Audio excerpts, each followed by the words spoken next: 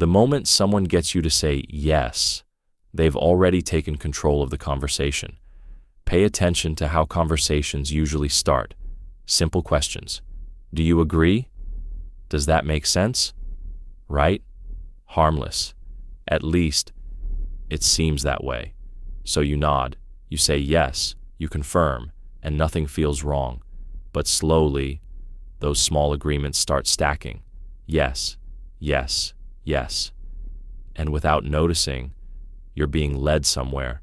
Your brain is built for consistency. Once you take a position, it wants to stay aligned with it. This is called commitment. The more you agree with something, the harder it becomes to disagree later, because your brain sees disagreement as conflict, and conflict creates discomfort. So instead of breaking the pattern, you continue it.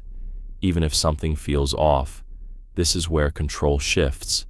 Not when you say something big, but when you say something small, because that first yes isn't just an answer, it's permission. Permission to continue, permission to guide, permission to influence. And once that door is open, most people don't close it. People who understand this don't start with demands. They start with agreement. They build momentum, step by step, until you feel like you're already committed. And at that point, saying no feels wrong. Not because you can't, but because your brain doesn't want to break the pattern.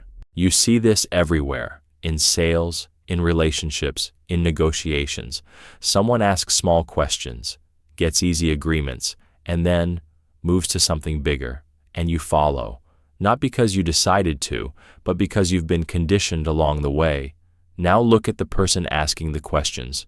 They don't rush, they don't push, they guide, they create a path where every step feels natural. And by the time you realize it, you're already where they wanted you to be.